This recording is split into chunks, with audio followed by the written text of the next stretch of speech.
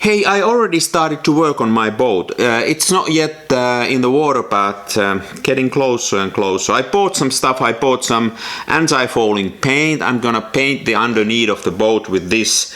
This prevents anything to grow on the boat when it's in the water. I'm also thinking about changing the propeller now to a little bit less edgy one. I may lose some top speed, but it should actually make it run with a little bit less RPM. I might change it then back, but you know, the idea is that if I could make it a little bit more mellow and sort of like more civilized. I got an old 2-stroke engine and it's pretty loud, and so let's see. And hey, I'm just warning you in advance now that as soon as I get my boat in the water, I'm gonna flood this channel with boat pictures. Pictures like this.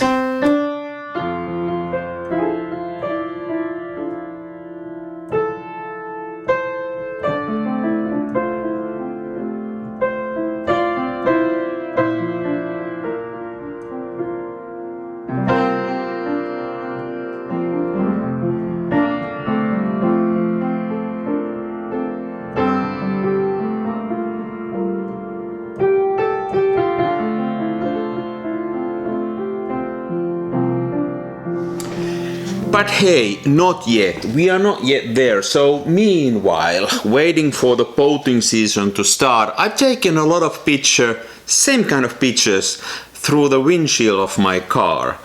You know, the hood of the car and the road ahead. There's something really captivating about the road ahead of you, like almost poetic. And this is how I do it. I sort of, first of all, when I'm taking the pictures through the windscreen, there are scratches and dirt and whatnot typically, so I set the aperture as open as possible and focus to infinity. That's how I can make sure that any blemishes and dirt on the windshield, you know, they don't show in the picture. Then I also set the speed to 1/250th of the second or faster. I mean, it's a moving car and so forth. So large aperture, fast speed. By the way, that aperture trick, that keep it wide open, also applies if you, in some other circumstances, want to take a picture through a window. Helps you to sort of make that window invisible.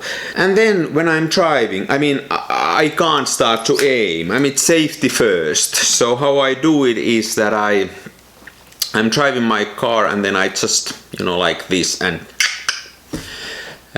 pretty often what I do is that before I even start the car, I measure the light outside, I set the aperture open and the right speed, put the camera next to me so that it's ready whenever I see the road ahead of me worth photographing.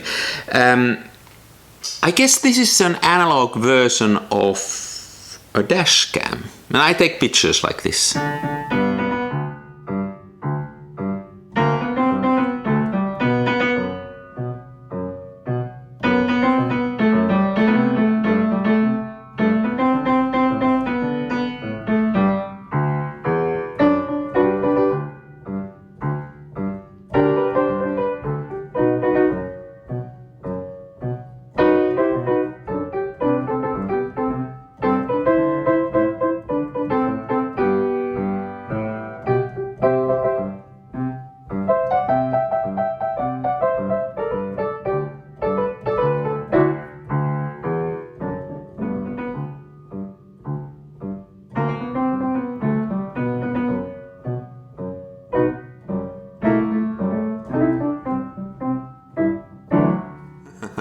Hey, I've been talking about photo projects on this channel too.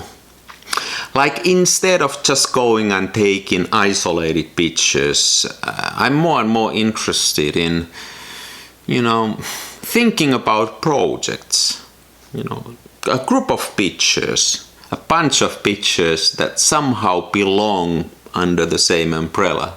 I mean, sometimes I take a photo trip and then those pictures naturally form a body of work. But then sometimes, like with these, road ahead pictures, I've taken them over the months during the last winter and they kind of form in my head a body of work, which is kind of neat.